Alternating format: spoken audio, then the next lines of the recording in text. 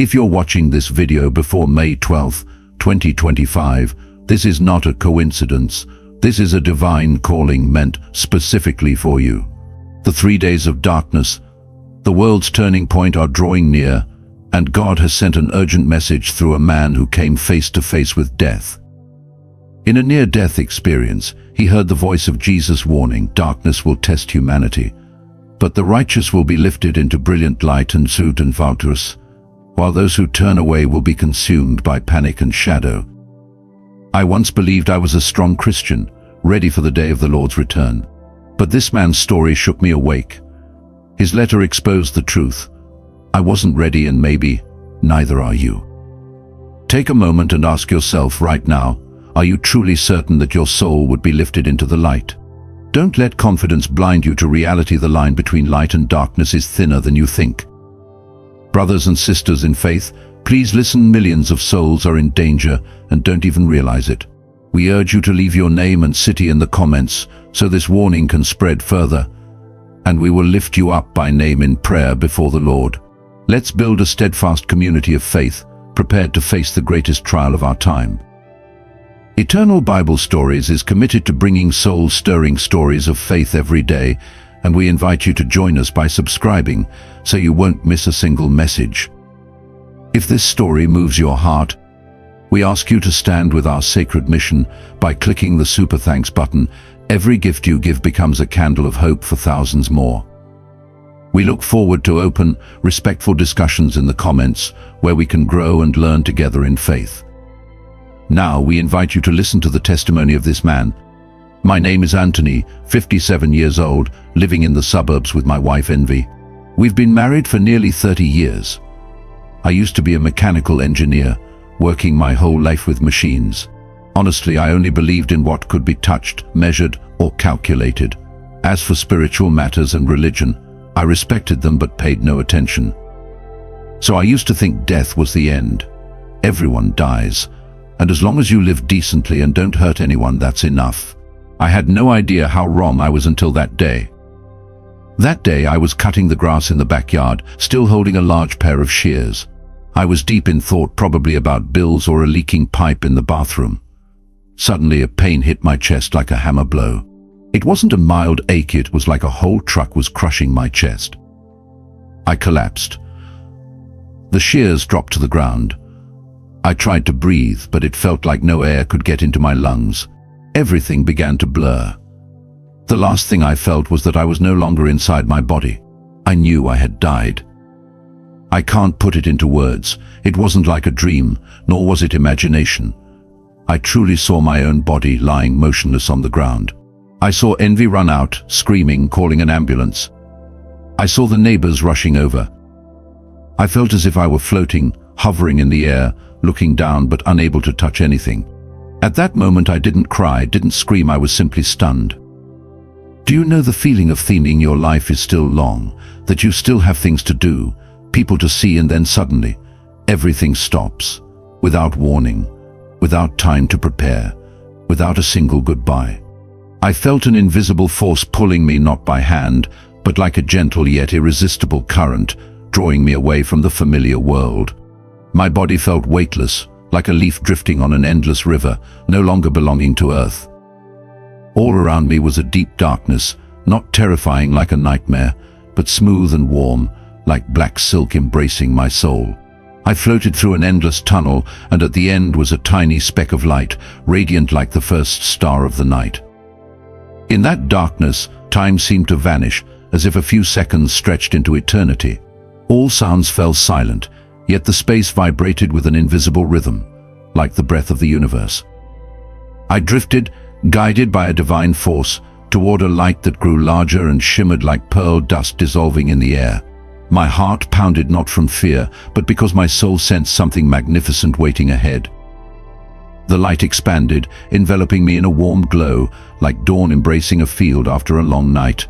I heard a voice not through my ears, but resonating directly within my mind, gentle like a spring breeze, yet powerful like thunder. Do not be afraid, Anthony. I am here. Just a few words, but they flowed through my soul like a river, washing away every doubt and fear. I knew, without introduction or confirmation, that it was Jesus, the Savior. He stood before me not in a fixed form, but as a living presence, more radiant than any light I had ever seen. His light was not blinding but gentle, like the full moon mingled with an eternal flame, radiating warmth that melted my soul. His eyes were as deep as the universe, filled with unconditional love, yet as piercing as the fire of judgment. I wanted to kneel, but in his presence, every outward gesture became unnecessary, for my soul had already bowed in reverence. He was not like the paintings in churches, not limited by human colors or lines. His presence was a song, a living stream of light, like thousands of angels joining in an invisible hymn. Every movement of his, though not clearly defined, carried the power of creation, as if he could summon stars from nothingness. I felt small, like a speck of dust before the ocean, yet at the same time deeply loved, as if I were the center of the universe in his eyes. I wanted to speak, to ask, but every word dissolved in the presence of him. My mind, once full of logic, debates, and I'm right, they're wrong, now fell silent, like a lost child finally finding home. The times I doubted, the times I turned away from the light, but there was no judgment in his eyes, only compassion, like a father welcoming his child home after a storm. His voice echoed again, each word like a gem dropping into my mind. Anthony, I chose you not because you are perfect, but because you dared to listen. His words were like a river of light, washing away the invisible wounds within me, filling me with a peace I had never known. I wanted to cry, not out of sadness, but from being overwhelmed by infinite love, by a beauty beyond expression. He is the light, the truth, the way I had been searching for my whole life without knowing it. I saw around him an endless space, no walls, no ceiling, only shimmering light, like petals falling from heaven. Every ray of light carried a story, a soul, a moment of redemption, as if he were the center of all life. I felt his presence not just here, but everywhere, from the distant stars to the blades of grass beneath my feet. Before him, I was no longer Anthony with a fragile heart, but a reborn soul ready to receive a mission. He raised his hand, not physically touching me, yet I felt a wave of warmth flow through, like a river of light cleansing every doubt. You will carry my words to the world, Anthony, he said, his voice like a song leading through the darkness. I trembled not from fear, but from the weight of the calling, yet his gaze gave me strength, like a flame that would never go out. I knew that with him, I could face any darkness that awaited. But before I could ask anything, he spoke again with a silent yet unwavering voice. May 12th, 2025, a milestone will be revealed. The world will no longer be the same. The chosen ones will begin to appear. But before that, I need someone to know and to warn. I wasn't sure how I got there, only that after the light from him touched me, I was no longer standing in the heavenly field. I was lifted not by feet, not by any machine, but as if my soul was being carried through layers of clouds, through the night sky, through sound and gravity. Then I came to a stop in a vast space. Before me was the earth, a radiant blue sphere, shimmering like a jewel, as if it were breathing. I saw it gently rotating, quiet yet full of life, like a truly living being. Beside it, slightly lower in view, was the moon. But it wasn't the moon I had ever seen through the window of my living room. That moon, on the night the Lord said May 12th, 2025, was full, brilliantly glowing, casting a beautiful copper light. At that moment, the moon didn't just shine, it seemed to be whispering something in an invisible language. Look closely. Everything is changing, I heard within. This is the Taurus moon. It is not merely an astronomical event, but a destined signal. It carries the energy of clarity, of honest emotion, of the boundary between denial and awakening. I looked longer, and the scene began to shift. A blinding flash of light appeared, not blinding to the eyes, but as if opening a different dimension of reality. I saw Earth's atmosphere begin to change in strange ways. In the northern hemisphere, massive luminous rings, purple and blue circles hovered in the sky without the sun beneath. In places that had never seen auroras before, like Texas or Egypt, the skies lit up with green and orange ribbons, swirling like silk in a graceful dance. In South Asia and Europe, I saw silver mist forming at night, not the usual cold fog, but a breath like veil from heaven, sparkling as if it carried glitter in the air. What struck me most deeply was the vision of lunar rainbows. These rainbows appeared at night, just under the faint moonlight, white as crystal, but still shimmering with color. I was brought closer, seeing cities, mountains, lakes and seas, and I saw the people. They looked up. Some recorded it with their phones. Some cried. Some stood still, unsure what to do. I saw their eyes astonished, afraid, and strangely, many seemed as if they were remembering something long forgotten. I heard whispers in their minds, "This is not normal weather. Something is coming. I feel something sacred." Then I understood. All these phenomena were not random. They were not merely climate changes. They could not be fully explained by science. They were signs, messages from above. I heard the voice of the Lord in my heart. The veil between the physical and the spiritual is thinning. Those with eyes will see. Those with ears will hear. Light can no longer be hidden in darkness. Darkness can no longer maintain its grip as before. He called that moonlight a lighthouse, a beam for those lost in the soul's night. A call to action: awaken, return, prepare. If you've ever felt the urge to look at the sky without knowing why, if you've begun to ask deeper questions about meaning and existence, perhaps you too are hearing that call. If something stirs in your heart, I invite you to comment. There is Jesus. Not for me, but for the one who is calling you back into the light. I found myself floating above the earth, looking down upon ruined cities, where darkness crept like black smoke, clinging tightly to shattered walls. From the horizon, a river of crystalline light appeared, flowing through the desolate streets, sparkling like thousands of dissolved pearls in water. It was not just light, it was a living presence, carrying warmth and gentle whispers, promising deliverance. My heart pounded in awe at the sacred beauty of the river, like a miracle in the midst of a nightmare. The river flowed through a nameless city, washing away dust and fear, making the broken fragments of humanity shimmer as though reborn. On a street corner, I saw a woman step forward, her legs trembling, yet her gaze firm, as if she heard an invisible call.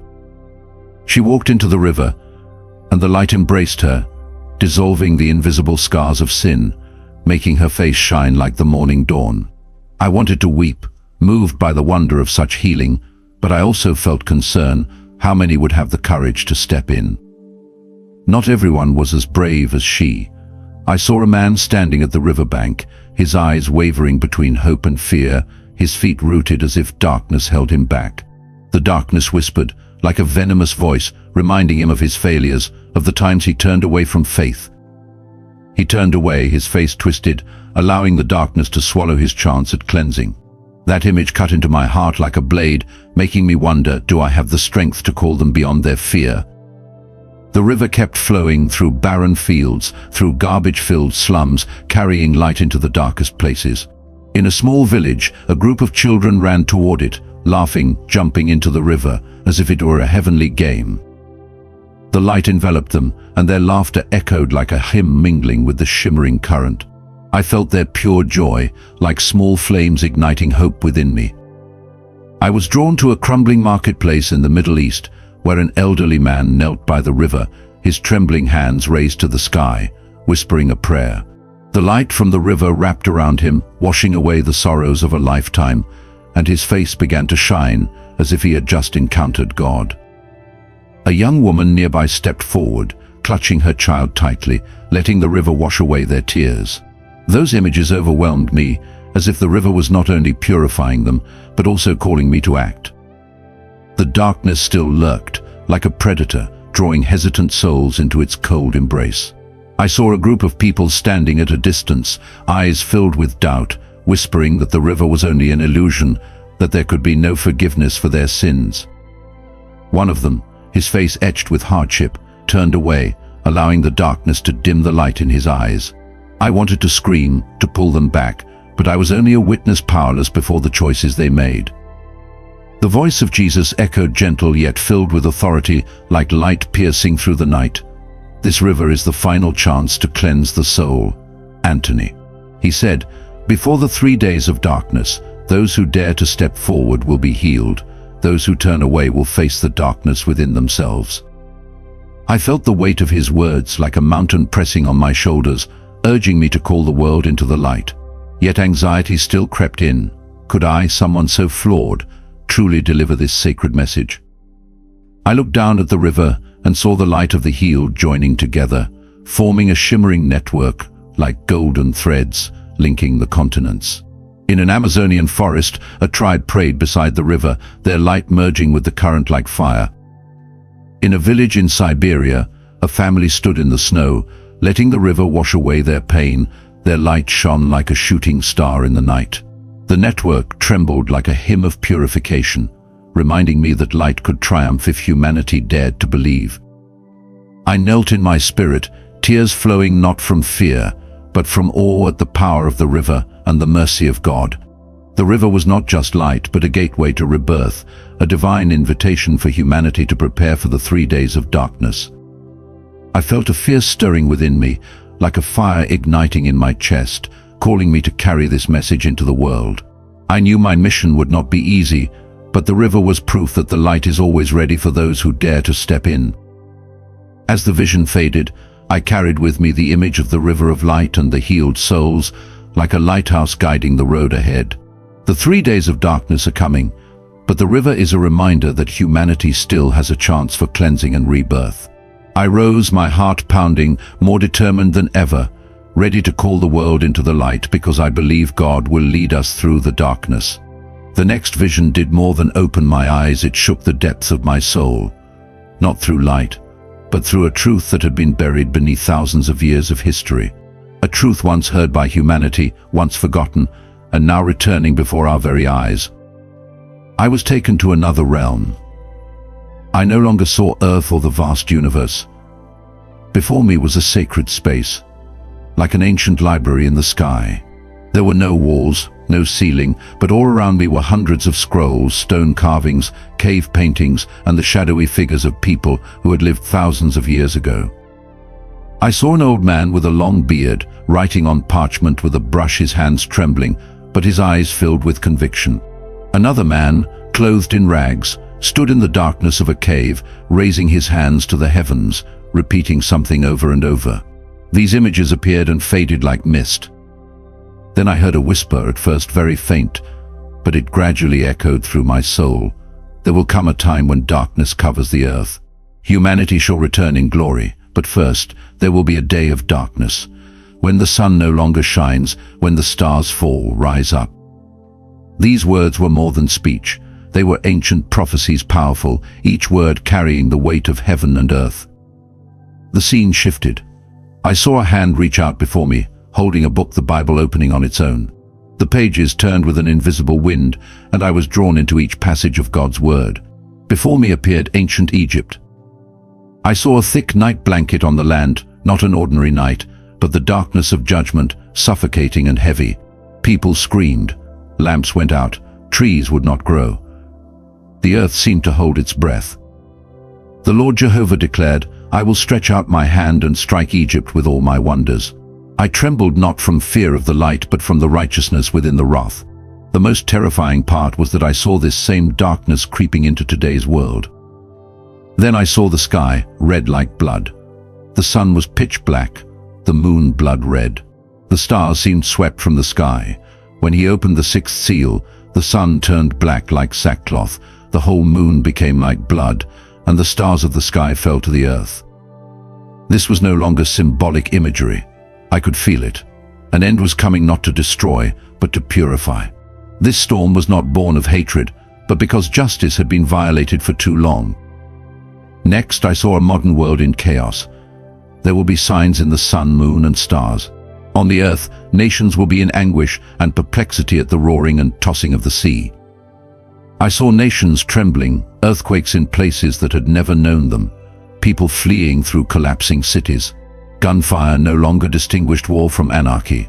Pandemics, failed harvests, melting ice, floods, and somewhere amidst it all, I saw the eyes of those who still held on to faith, eyes filled with both fear and awakening. Then all the visions disappeared. I found myself standing between heaven and earth, but my heart wasn't just filled with awe. It was heavy. I began to understand. May 12th, 2025 was not merely a lunar event. It was a sacred milestone, a convergence point of prophecies from ancient times to the New Testament, from Judaism to Christianity, all pointing toward this very moment.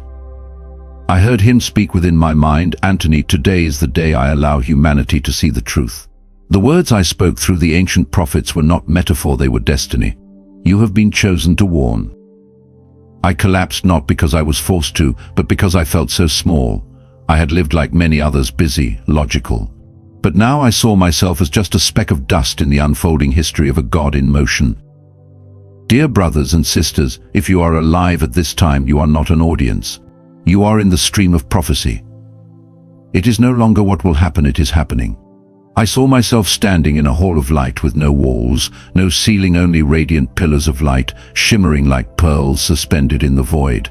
The atmosphere vibrated with an invisible sound, like thousands of voices woven into a wordless hymn.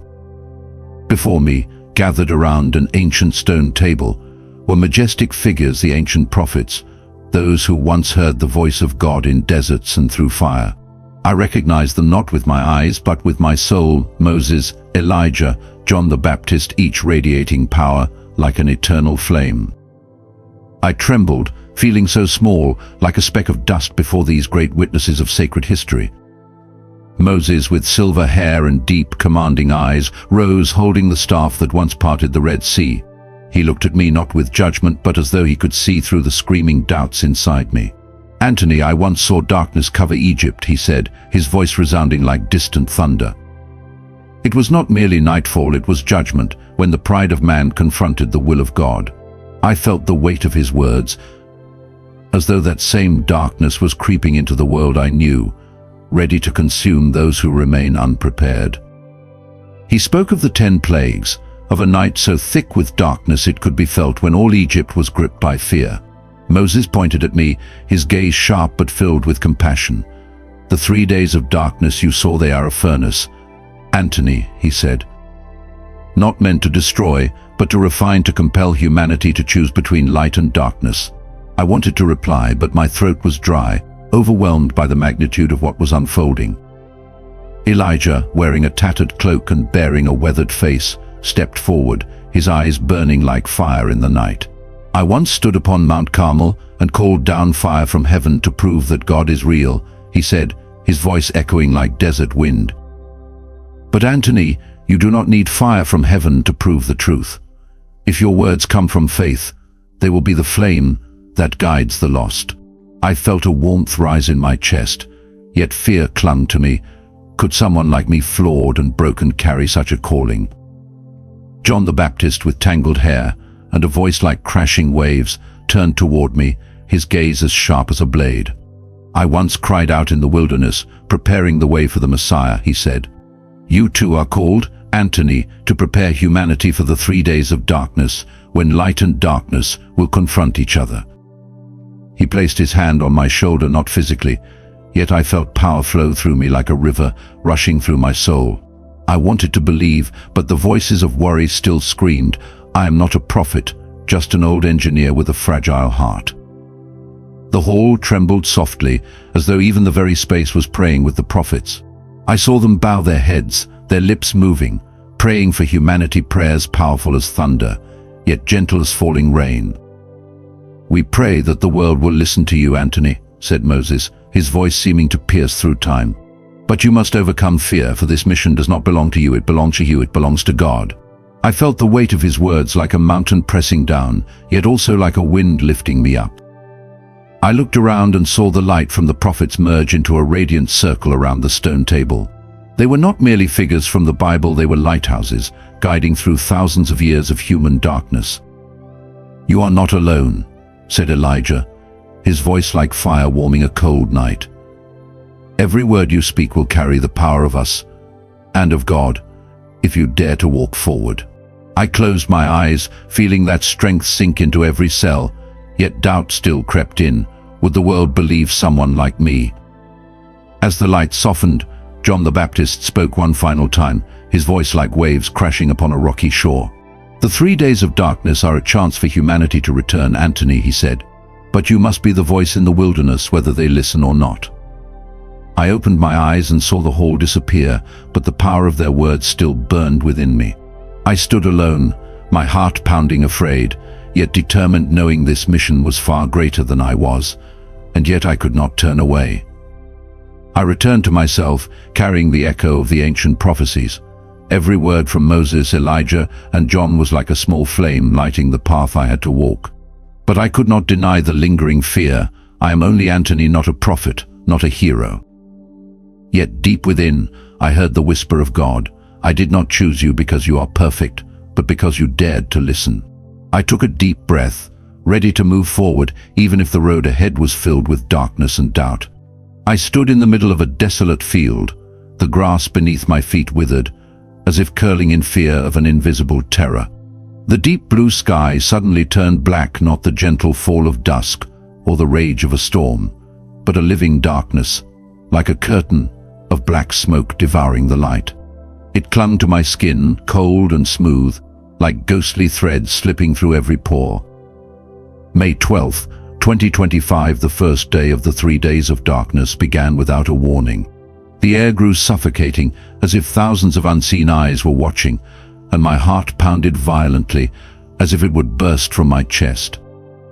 The darkness did not merely cover the sky, it was a sentient being, whispering wordless thoughts, stirring the deepest fears inside me. I wanted to run, to scream and shatter the terrifying silence, but my throat was parched, leaving only frantic gasps. The field around me trembled gently, as though the earth itself was holding its breath beneath the weight of the dark. I collapsed, hands gripping the dry grass, feeling as if my soul were being pulled into a bottomless abyss. At that moment I wondered, is this the beginning of the end that the Lord had warned us about? Suddenly I was pulled away, not by my feet, but as if my soul had been swept across space into a large city. Perhaps it was New York or Paris, I could no longer tell. The streets were drowned in chaos, like a nightmare painted with screams and eyes wide with terror. People pushed and shoved, the sound of sirens, shattering glass, and cries for help merged into a symphony of despair. Some took advantage of the darkness, smashing store windows, looting eyes gleaming with selfishness and fear, like cornered beasts. I wanted to turn away, unable to bear the collapse of human dignity, but a faint light from the corner of the street held me back. There, inside a small stone church covered in moss, a group of people knelt together, gripping one another's hands, their faces glowing with unshakable faith. They lit candles, their small flames flickering but steadfast, like tiny stars refusing to be swallowed by the dark. An old woman, her hands trembling, lifted her candle high, whispering a prayer, her voice frail, but full of strength. Beside her, a child with sparkling eyes sang a hymn, as if that simple song could drive away the night. I stood in silence, feeling as though my heart had been warmed, as if I had just found a glimmer of hope in the middle of a storm of darkness. The voice of Jesus echoed in my mind, gentle as moonlight yet majestic as thunder. "The first day is a calling, Anthony," he said, each word engraving itself upon my soul. "Darkness is a mirror that reflects the hearts of men, revealing what lies hidden within." I trembled, sensing that the darkness was not only around me, it was creeping within, stirring the fears I had buried deep, fear of failure, fear of ridicule, fear that I wasn't strong enough to carry the mission. But the light from the candles in the church, small yet unyielding, felt like an inner flame, reminding me that faith can overcome any darkness. I looked back at the city, where chaos still reigned, but now sparks of light were beginning to emerge like other candles being lit in the night. In a corner of a park, a group of strangers stood in a circle, praying. Their light was faint but resolute, like flames refusing to be extinguished. On a street nearby, a man stopped, knelt amid the panicked crowd, and whispered an apology to God, his face soaked with tears. I felt the sharp contrast. Darkness drove some into despair, but it also awakened the souls willing to heed the call of the light. I closed my eyes and took a deep breath, feeling as if part of the darkness within me was melting away, making room for hope. The darkness still lingered, but I began to understand the first day was not destruction, but a test for humanity to choose its path. Those in the church, in the park, on the streets, they were proof that light could exist, however small, however fragile. I felt a heavy weight pressing on me. I had to share this message to help the world see that darkness was not the final destiny. The voice of the Lord spoke again, soft yet firm. Those who listen will find the light. Anthony. I opened my eyes and felt a tiny spark within me, like the first candle lit inside my own soul. I stood there, in the middle of the vision, heart pounding, not with fear, but with a newfound resolve. The darkness might be strong, might suffocate, but it cannot extinguish the candles of faith. It cannot hide the light of God. I prayed not with eloquent words, but with a broken heart, asking for strength to carry this message to the world. The first day was a call, and I knew that my mission was to help humanity answer it. With every candle lit, I felt hope growing, like dawn quietly waiting behind the blackest night. As the vision faded, I carried with me the image of the candles, the radiant faces, and the voice of God within me. The darkness of the first day was not only a test for mankind, it was a divine invitation for me to face myself. I was no longer Anthony, the man of doubts, but the one chosen to call forth the light. I took a deep breath, ready to move forward, even if the path ahead was full of trials, for I knew the light would lead through the darkness. May 12th, 2025 was only the beginning, and I am determined to help the world find its own flame.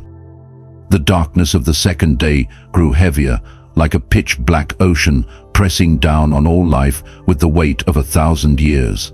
I saw myself suspended in mid-air, looking down upon the earth, swallowed in endless night, no stars, no trace of light. From the horizon, a blazing red moon slowly rose, burning like an eye of fire, majestic and terrifying, watching humanity with the stern gaze of judgment. Its light did not dispel the darkness, but instead sharpened the contrast, like a solitary flame standing firm in the heart of a violent storm. I heard a strange sound, like the soft chime of a bell echoing from an invisible realm, resonating through the frozen air. It came from the shimmering silver mist that covered South Asia, like the breath of heaven emitting a faint but sacred glow. In Texas, a place that had never seen the aurora borealis, the sky exploded with waves of violet and blue, swirling like silk in a supernatural dance. All of these phenomena radiated a terrifying beauty, signs of a judgment that could no longer be avoided. I was pulled across continents, witnessing humanity confronting itself under the crimson gaze of the moon. In a small village in India, a man knelt on parched earth, weeping and confessing, his voice trembling as if begging for forgiveness from the heavens. The moonlight wrapped around him like a gentle veil of light, and slowly his face began to reflect peace, as though released from the burden of guilt. I felt the warmth of that light. It was like a promise that there was still a chance to return. But in Paris, the scene was entirely different. A group of young people gathered on a boulevard, laughing at the red moon, calling it a joke of nature. Though their eyes were defiant, a flicker of fear betrayed them, as if their souls felt the power of judgment that their minds refused to accept. One girl in the group stood slightly apart, staring up at the sky, her hands clenched tightly as if wrestling with herself. I wanted to call out to her, to tell her the moon was an invitation, but I was only a witness, powerless in the face of their choices. Elsewhere in the world, the darkness devoured fragile souls, leaving them curled in despair. I saw a man sitting alone in a dark apartment in Sao Paulo, whispering words of bitterness, his eyes hollow, as if the darkness had claimed him completely. A woman in Cairo held her child tightly, muttering words of doubt toward God, as if the blood moon were a curse instead of an opportunity. Those images weighed heavily on me, like blades piercing my heart, making me wonder, would humanity recognize the light before it was too late? The voice of Jesus echoed in my mind, stern, yet filled with compassion. The second day is the blade of truth. Anthony. He said, each word carving itself into my soul. Those who face themselves will be purified. Those who turn away will be dragged down by the darkness. I felt breathless, as though the blood moon was staring directly at me, exposing every sin, every selfish moment, every time I doubted my mission. A crushing pressure pressed against my chest, and I trembled, fearful that many would not return to the light in time. The image of the man in India, wrapped in the moon's light, ignited a small flame of hope within me. I realized the second day was not the end, but the final warning, a chance for humanity to confess and choose the light. Yet the weight of my calling, the mission to awaken the world, made me feel small, like a single drop in an ocean of darkness. I knelt in my spirit, begging God for the strength to go on, to help humanity see that the moon was not a curse, but a doorway to purification. I looked up at the blood moon, feeling its power like a blade slicing through the doubts in my heart. In a village high in the Alps, I saw a group of people gathered, singing hymns, the light from their candles like little stars defying the dark. In a slum in Nairobi, a young boy held up a cross, praying for his family, his eyes shining like an eternal flame. These images reminded me that light still existed, even if fragile, even if threatened by darkness, and that my mission was to help it spread. The darkness still loomed, but the blood moon stood firm, like a lighthouse calling to the souls willing to listen. I felt my heart pounding, not with fear, but with a new resolve. I must awaken the world. Each prayer, each act of repentance beneath the moonlight was a step toward cleansing, and I could not allow humanity to miss this chance. I took a deep breath, feeling the moon's light pouring into me, preparing me for the trials ahead. As the vision faded, I carried with me the image of the blood moon and the souls wrestling between light and shadow. The second day was the blade of truth, and I knew my mission was to help humanity face that blade. I was no longer Anthony, full of doubt, but the one chosen to call forth awakening.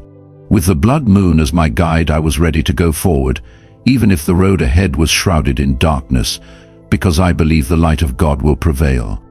On the third day, the darkness reached its peak, like a pitch-black tsunami pressing down on all life, causing the whole earth to feel as though it had stopped breathing. I stood on a barren hill, the air drained from my lungs, as if the darkness was suffocating my very existence. It did not merely block out the sky, it seeped into the mind, stirring the deepest fears within me, the fear of losing everything, the fear that my mission was meaningless. Yet from within that darkness, small rays of light began to appear, feeble as candles, yet steadfast like eternal flames. I was drawn across continents, witnessing miraculous scenes blooming amid the suffocating night. In Nigeria, a community gathered in a field, singing hymns under the dim moonlight, their voices echoing like ocean waves pushing back the darkness.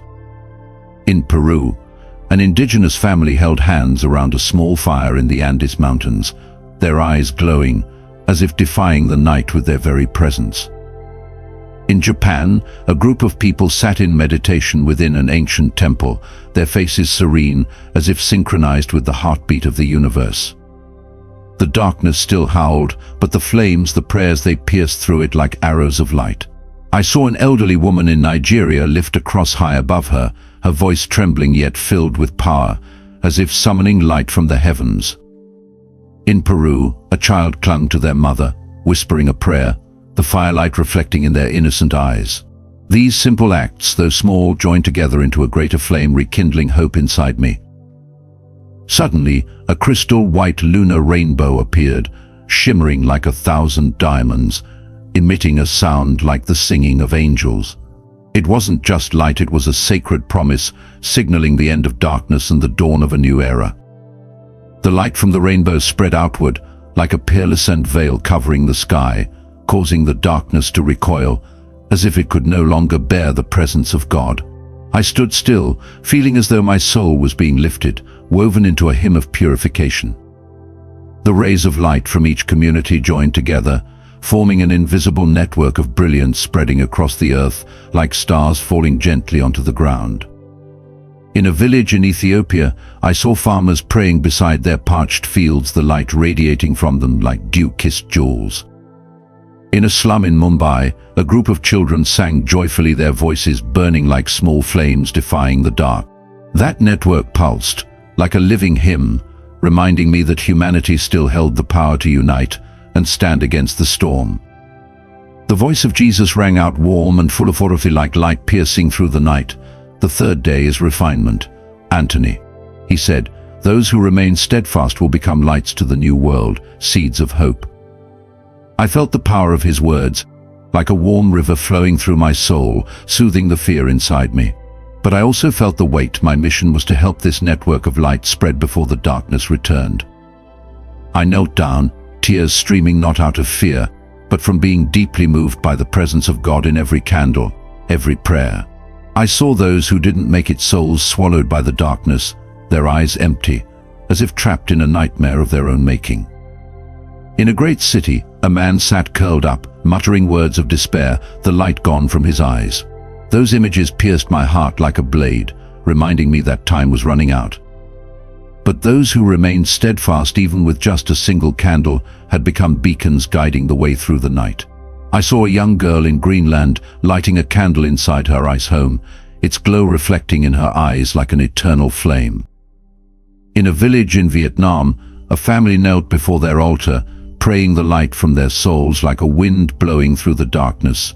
These souls from every corner of the world were proof that the light of God can overcome if we dare to believe. I rose to my feet, my heart pounding not with fear, but with a burning resolve.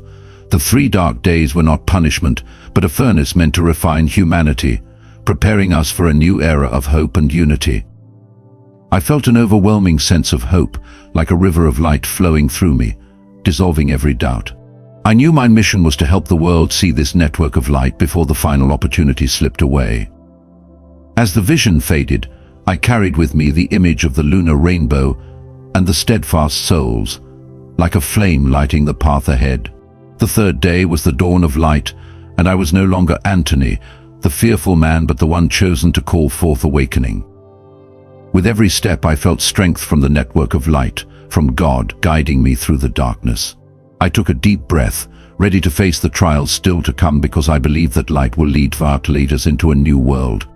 I found myself standing in a pitch-black cave, no light, no sound, only the echo of my own heavy breathing.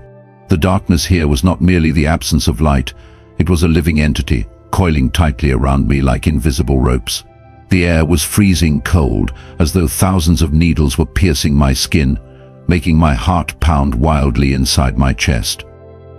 The silence was profound, pressing against me like a heavy weight. I dared not move, fearing that even the slightest motion would awaken whatever sinister force lay hidden within this abyss. The cold was so intense it seemed to gnaw at my bones, leaving me feeling small and vulnerable. I could not see my hands, even when I stretched them before my face, and this blindness heightened my sense of helplessness. A feeling of despair clawed at my mind, whispering that I would be trapped here forever, swallowed by this darkness. I could feel something lurking, just beyond my senses, as if the very cave itself was alive and aware of my presence. From within the darkness, a voice whispered, not in words, but as a stream of thought invading my mind, "Anthony, who are you to carry the word of God?" The voice was neither loud nor harsh, but it cut through my spirit with surgical precision. I trembled, feeling the stone beneath my feet melt away, dragging me toward an unseen abyss. Panic surged through me as I fought against the sensation of being pulled down, but the effort only seemed to deepen my despair. The voice had no form, but I sensed it moving like a cold wind, slithering through the cave, wrapping itself around me like a serpent. It whispered again, its tone smooth yet sharp like a blade. "You have failed before. You abandoned your family in their darkest days. You lived selfishly, doubted God. Do you think you're worthy?" Memories rushed in like a flood, overwhelming me with guilt and shame. I saw the nights I chose distraction over devotion, the times I let fear guide my decisions rather than faith.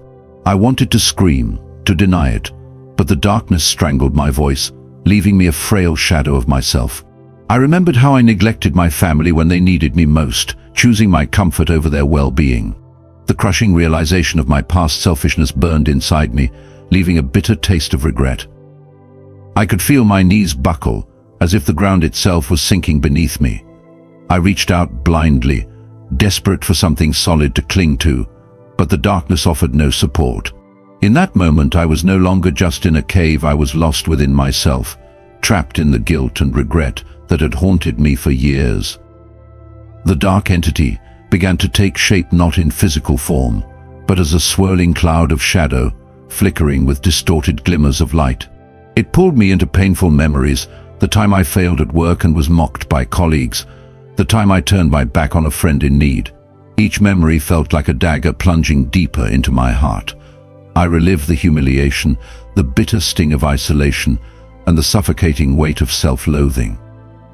"The world will laugh at you, Anthony," it roared, its voice echoing like cruel laughter across the cave.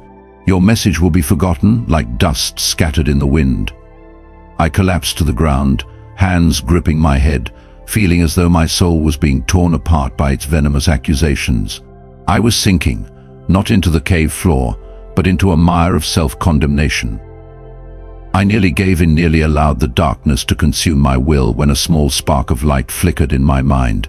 It wasn't bright, but it was warm, like a candle flickering in the storm. A memory surfaced, one of the moments when, despite my failures, I chose to pray, to seek forgiveness. That fragile light was my lifeline. Then I heard the voice of Jesus, gentle, yet unwavering. "Anthony, I chose you not because you are perfect, but because you dared to rise."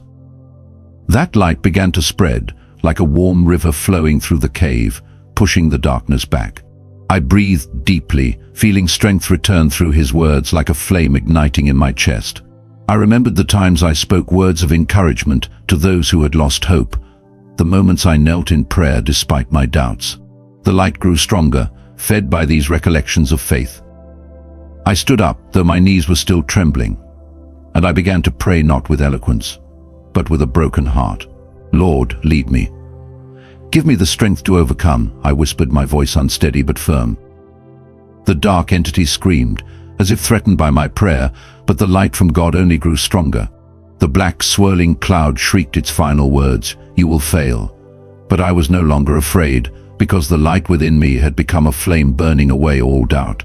The oppressive cold began to recede, replaced by a warmth that soothed my aching spirit. The cave trembled, as though the darkness itself was collapsing under the power of faith. The entity dissolved, leaving me in a silent space, gently wrapped in light. I realized then that this darkness wasn't just an outer trial, it was an inner battle, where fear and doubt tried to overshadow the light. "The 3 days of darkness are the furnace of the soul," the voice of Jesus spoke, gentle, yet unmistakably clear. I fell to my knees, tears streaming down, not from pain, but from the deep knowing that I had overcome myself. I stood up, my heart pounding not with fear, but with resolve. The living darkness was not just an external enemy, it was a mirror reflecting the weaknesses within me. But through prayer, through God's light, I had learned how to face it and defeat it. "I will not turn back," I whispered a vow to both myself and to him. The cave faded, leaving me in a soft, glowing space, ready to carry the message into the world. As the vision ended, I felt a new strength flowing through my veins like the river of light from the earlier visions. I understood now. The 3 days of darkness were not just a test for humanity, but a battle within each soul, where light and shadow clashed. The anxiety still lingered, but it was no longer a burden, it was a holy reminder that I needed God in every step I took. I breathed deeply, feeling as though my soul had been forged and refined, ready now to face a mission greater than ever before. The light of Jesus remained within me, like a lighthouse guiding me through the night. I knew the world might doubt me, might mock me, but I was no longer the Anthony of past failures. I was the one chosen not because of talent, but because I dared to believe, dared to pray, dared to rise. With every step forward, I carried the promise: the darkness may be strong, but the light of God will always prevail. I left the vision with a heart full of resolve, ready to face the trials ahead, because I knew I would never walk alone. I found myself floating above the earth, like a soul drifting among the layers of clouds, looking down upon a world engulfed in a dim, shadowy darkness. But amidst the night, small lights began to appear like stars falling to the ground, radiant and unwavering. I was pulled closer and realized they were not stars, but the light emanating from people, those who had been chosen, lighting candles, praying, and spreading hope across the continents. From Japan to Nigeria, from the Andes mountains to the Sahara Desert, they stood firm like lighthouses amid the storm of darkness. My heart pounded with awe and emotion at the invisible unity of humanity. In Kyoto, I saw a group of people kneeling in a temple, candlelight flickering on the wooden floor, blending with the gentle tolling of temple bells. They meditated, their faces peaceful, as if connecting with a deep source of light within. Their prayers, though in Japanese, echoed like a hymn that transcended language. The light they radiated illuminated more than just the temple. It stretched outward, touching other souls across the world. I felt the warmth of their flame, like a gentle reminder that faith can light even the darkest corners. I was taken to Nigeria, where a community had gathered in an earthen church, singing hymns beneath a pitch-black sky. Their voices were powerful, like waves crashing against the shore, sweeping away the fear brought by the darkness. Each person held a candle, and the light from hundreds of flames combined into a radiant glow like the sun. They held hands from the youngest child to the eldest elder, their faces glowing with unshakable faith. In the Andes, I saw an indigenous family standing around a fire, praying in Quechua, their voices mingling with the cold mountain wind. They offered words of gratitude to the heavens, as if their flame was speaking to the stars.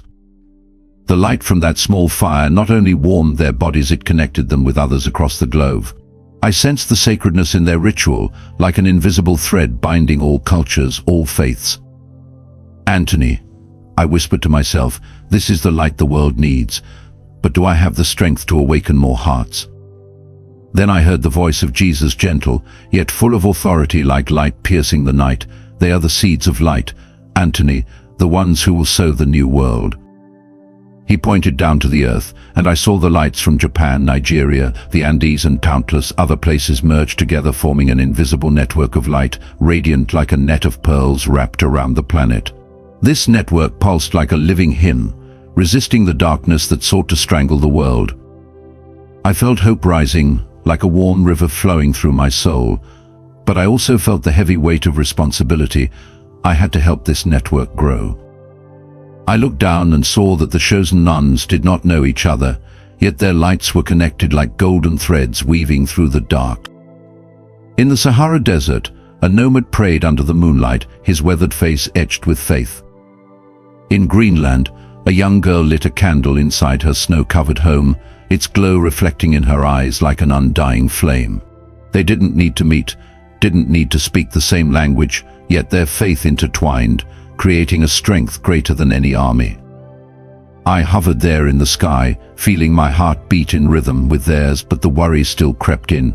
What can I do to awaken more people? Jesus spoke again, his voice like a wind lifting me up. "Anthony, your mission is to call forth more seeds of light, so this network can expand before the 3 days of darkness." I felt the weight of his words, like a mountain on my shoulders, yet also like a fire editing my will. I wanted to believe I could do it, but memories of past failures, of being mocked and dismissed, made me hesitate. And yet, the image of the chosen ones from Kyoto, Nigeria, the Andes like lighthouses in the storm, reminded me I was not alone. I took a deep breath, feeling their light flow into me like a promise that this mission was greater than my fear. As the vision faded, I found myself standing alone, but carrying the image of that brilliant network of light in my mind. The chosen ones, with their candles, their prayers, and their faith, had given me hope that darkness could not prevail. But the pressure remained. I had to spread the message. I had to awaken more souls before May 12, 2025. I closed my eyes and prayed, feeling the strength of the seeds of light coursing through me. I knew the path ahead would be hard, but their light, God's light, would guide me through the darkness. I opened my eyes, my heart pounding not with fear, but with burning resolve. The chosen nuns were living proof that humanity could unite, that light could spread through even the smallest of actions. I was part of that network, small, uncertain, yet chosen to call the world to awaken. With every step I carried the image of candles, of prayers, of the light-filled network ready to face a mission greater to saw anything before. The 3 days of darkness are coming, but I believe the light of the chosen nuns will light the way into a new world.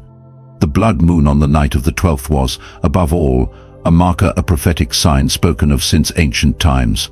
It was not the end, but the final warning, a threshold between mercy and judgment. I was afraid, truly afraid, not because I didn't believe, but because I saw clearly what was coming. Yet in the midst of that fear, I felt a strange sacredness, as though, in the thickest darkness, I had touched the true presence of the divine. Not the dazzling light of day, but a quiet warmth that upheld my soul through the night. The 3 days of darkness are not merely a geographical event, but a spiritual test. They reveal the nature of each person, forcing every soul to choose surrender or steadfastness, despair or hope, doubt or faith. As the darkness approached, I saw the faithful prepare. They were not afraid, but grounded in purpose. They didn't flee or cower before the threat of the night. Instead, they deepened their faith in the victory of the light. I saw the devout perform rituals that I could not ignore. They lit candles inside their homes, each tiny flame creating a sacred fragment of light in the vast dark. They cleansed their living spaces, pushing away negative energies and the unseen forces the darkness brought with it. They knelt, placing their hands on sacred objects, as if redrawing spiritual walls of protection around themselves against the forces lurking in the shadows. I realized that purification wasn't just physical, it was spiritual.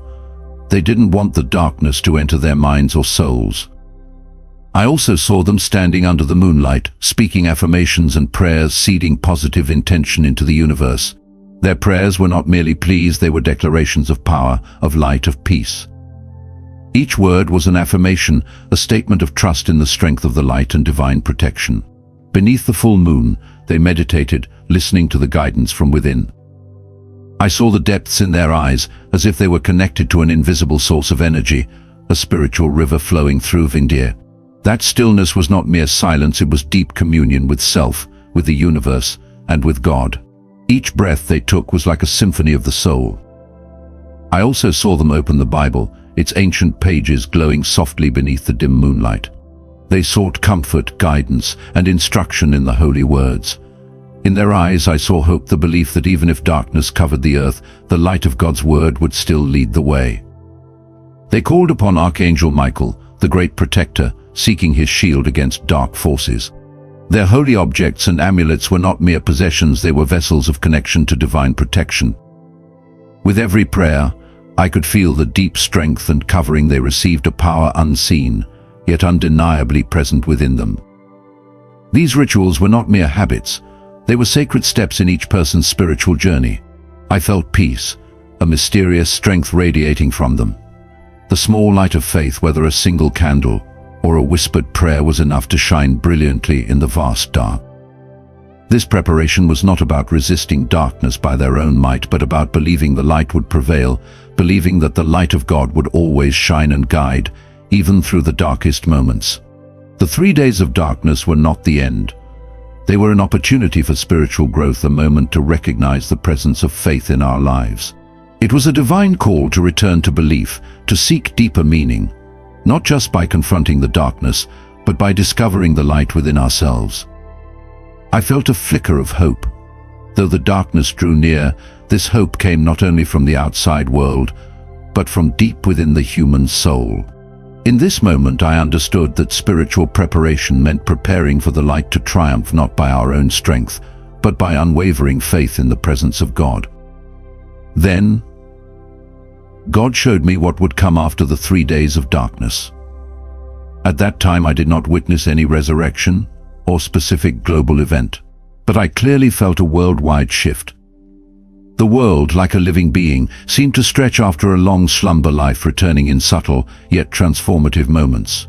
Not everything was instantly restored, and no singular, dramatic event marked the change. Yet the transformation was undeniable. I sensed a powerful wave of change, a deep movement, not only on the surface, but within each individual, each community, each nation. The world was changing quietly but powerfully. From the stillness of the days following the darkness, I began to see more clearly the signs of transformation. Problems once thought unsolvable suddenly revealed a way forward. Challenges and obstacles that had once seemed immovable now showed a path through.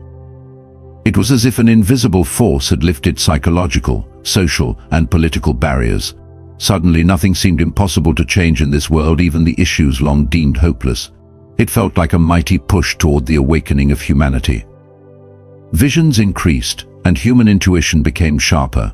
People began sensing more clearly what had previously been hidden.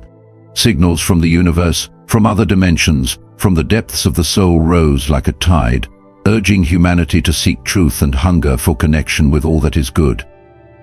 Moreover, natural events continued to unfold, but instead of instilling fear as before, they now appeared as powerful signs of upheaval and global transition. The oceans grew restless, the skies shifted, the earth trembled beneath the footsteps of time, all urging humanity not only to watch nature, but to gaze inward into their own souls. It was not a threat, but a reminder of the connection between humanity and the universe, of the mutual influence between spirit and matter. During this time, I also witnessed a mass awakening. Those who once lived in division and superficiality now began to turn toward one another in love and prayer. People were no longer separated, no longer strangers. They reached out to one another not for any reason other than love, shared compassion, and collective prayer. I saw groups, small communities beginning to connect, as if invisible threads were linking souls toward a common goal: harmony, peace, and restoration. A collective awareness of spiritual purpose became clear. This was no longer just individual awakening, it was a global movement where humanity began to understand that unity and compassion are the keys to building a new world. People from different cultures, nations, and backgrounds now shared the same goal: to create a world rooted in love and understanding. They realized that humanity's true strength was not in struggle, but in collaboration, mutual support, and unity on the journey toward global awakening. What I felt as I witnessed this transformation was a sense of renewal. A new spiritual era was unfolding. I could clearly sense the presence of the divine, like a sacred light shining everywhere, not just through rituals or prayers, but through people's actions and thoughts. Everything had changed. Humanity now seemed to look at the world with new eyes, with a deeper insight into life, the nature of human beings, and the universe. This connection was not only external but internal, within every person, every soul. Yet I understood that this event was not an end, but a midpoint in the global transformation. It was not a time to look back, but a time to move forward. It was a sacred beginning, an invitation to reflect on our purpose and path, to step into a new era, an age of hope and unity. This purification and renewal were not meant to punish, but to make us stronger, wiser, and more loving. From the fear that once came when the darkness crept in, I now felt a rising hope. I understood that the purpose of these events was to refine us, to expand the heart and soul, so we could embrace a deeper truth about ourselves and the world. This change was not collapse, it was elevation, the rebirth of humanity. And I sensed that the future, though still unclear, would be an era filled with hope and light. The last time I stood before Jesus, I was enveloped in a stillness that transcended time and space. It was not just the absence of noise, it was a sacred quiet, a divine silence that wrapped around the radiant light surrounding him. In that holy presence, everything else dissolved. The worries of the world, the clutter of thoughts, and the burdens of the past all faded away, leaving only one truth: it was just him and me. We stood together in a realm that felt weightless yet profoundly real, saturated with spiritual authority and peace beyond understanding. Jesus looked at me with eyes that were both gentle and infinite. His gaze reached into the deepest places of my soul, as though he was not only seeing who I was, but also everything I had endured. There was no hiding in his presence, no pretense, no mask, only truth. And in that truth I felt no fear. I felt known. "You have been shown what is necessary," he said, his voice calm yet unwavering, warm yet filled with unmistakable authority. "What you have seen is not by coincidence. It is a mission. The signs, the shifts, the revelations, they were given to you with purpose. Now you must bring them into the physical world. This is part of the greater work you have been chosen to fulfill." I stood there speechless, overwhelmed by the sincerity in every word he spoke. It was as if his words didn't just reach my ears, but echoed through the very marrow of my being. And just as I began to absorb the weight of what he was saying, a surge of divine intensity filled the space, like a spiritual alarm being sounded. It wasn't fear that I felt, it was urgency, holy and commanding. Jesus continued, now with a tone so serious and resolute that it left no room for hesitation. "This message, Anthony, must reach humanity before tomorrow. Time is no longer a luxury. You must understand this before May 12th. The window of mercy will narrow. Those who are not prepared will have no time left to amend their hearts. What you have seen cannot be delayed, cannot be ignored. His words struck me like lightning, piercing through every last remnant of doubt or uncertainty within me. The gravity of the moment was unmistakable.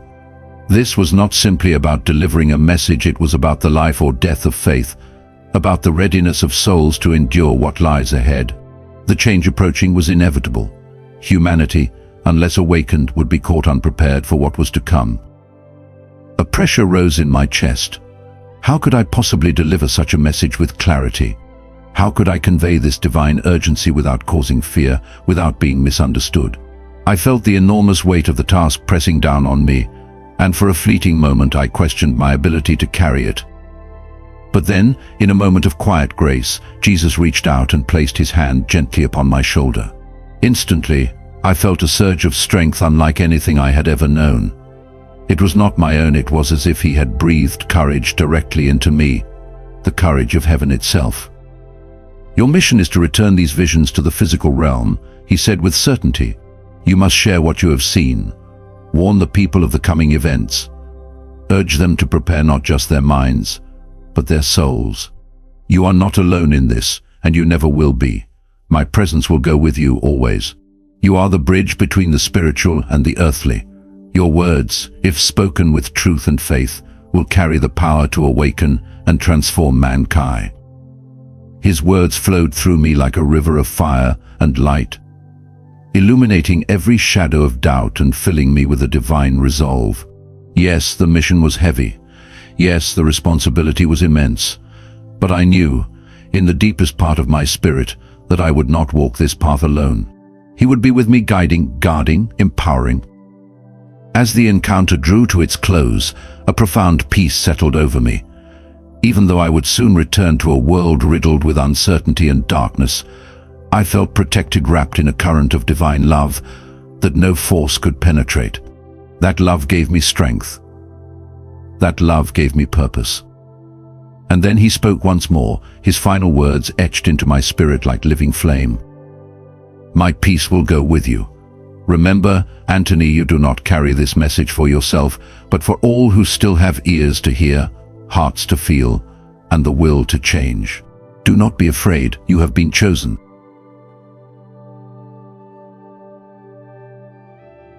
The first sensation upon my return was a violent shock. Physical pain hit me like a raging wave.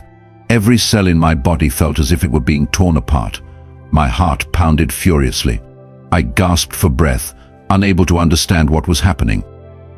I opened my eyes, but I couldn't control my body. Everything around me was blurry, as if I was still trapped in a dream, a nightmare from which I could not wake.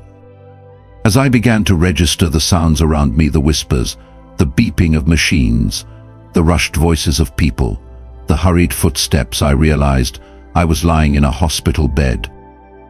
My entire body ached, but a strange sensation lingered, as though I had just gone through something far beyond human comprehension. Medical staff rushed in, and I heard them discussing my condition. A nurse, holding a stethoscope, suddenly exclaimed, "He's alive." She looked at me in shock, disbelief filling her eyes.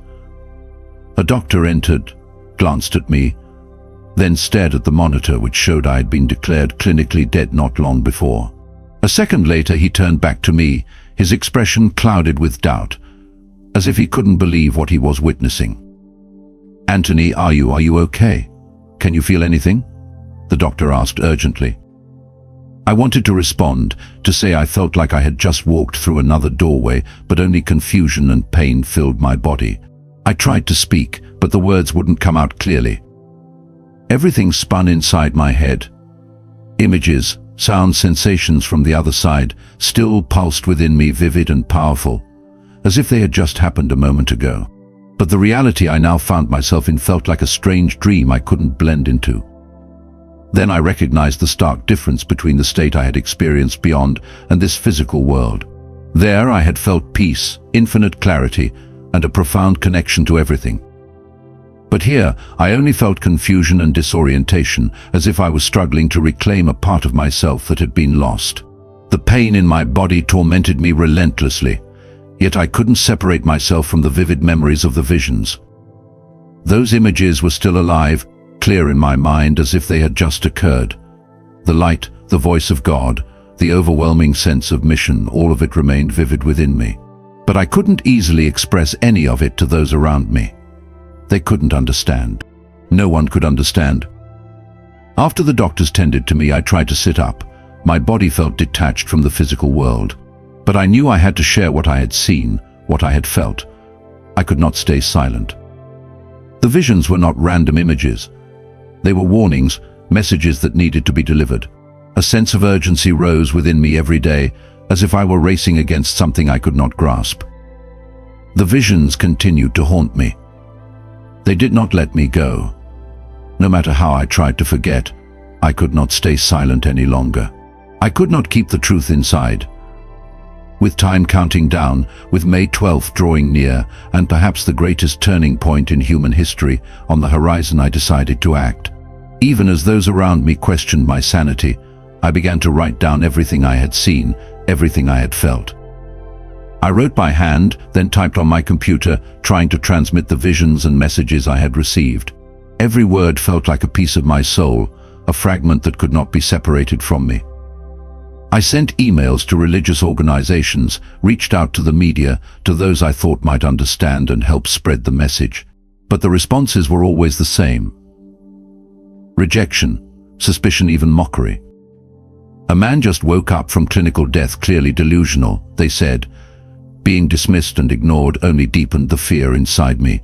I tried to reach influential people, but every attempt was blocked by practical obstacles I couldn't overcome. They didn't understand. They couldn't grasp the seriousness of what I was facing. But I couldn't stop. The urgency inside me grew stronger each day. Time felt like a sharp blade pressed against my throat. If the message wasn't spread in time, those unprepared would face something unimaginable. I couldn't let that happen. I wouldn't. With every failed effort, the burden grew heavier, but I couldn't give up. The time between now and May 12th was no longer an abstract concept, it had become a tangible reality. Confusion, fear, and guilt for not doing more weighed constantly on me. But one thing I knew for certain, I could no longer allow silence to reign. I had to do something. May 12th was approaching, and I could feel a change in the air. Not just me, the whole world seemed wrapped in an unexplainable tension. Day by day, I began to notice signs I had once overlooked. Small phenomena, things I used to ignore in everyday life, now stood out as undeniable signals. All of these signs only strengthened my conviction and pushed me to act with greater urgency. Time was running out and I could not stop. The visions I received were not just personal warnings, they were a call to everyone who could still listen. Without spiritual preparation, without unity, we would all face an unavoidable collapse. And I knew I had to do everything in my power to spread this message, whether the world listened or not. After countless failed efforts and nearly exhausted hope, I finally found a way. I sent this letter to Eternal Bible Stories because I knew you would stand with us and speak the truth. I pray that this letter reaches as many people as possible. If it's delayed, I will regret it for the rest of my life. Thank you, sincerely. Anthony's letter has come to an end. I want to emphasize that May 12th, 2025 will mark the beginning of a global transformation. After that day, we will enter 3 days of darkness, days in which everything will change forever. Each person will have to face themselves, along with terrifying events we cannot yet fully comprehend. But this is not the end. It is the beginning, the dawn of a new era. An era we must prepare for spiritually. The days of darkness are not merely about loss or punishment. They are an opportunity for us to be purified, to step into a new world marked by unity, love, and a clear understanding of our spiritual purpose. The signs I have seen, the strange natural phenomena, the shifts in society all point to one truth: we no longer have time to hesitate. May 12th will be the beginning. The 3 days of darkness will be a trial, but also a sacred opportunity for us to awaken, to change, and to stand firm in the light of truth. This is a call to spiritual preparation. Do not let it reach you too late, because change, whether small or great, has already begun. If you feel the prompting of the Holy Spirit, please consider clicking the Super Thanks button.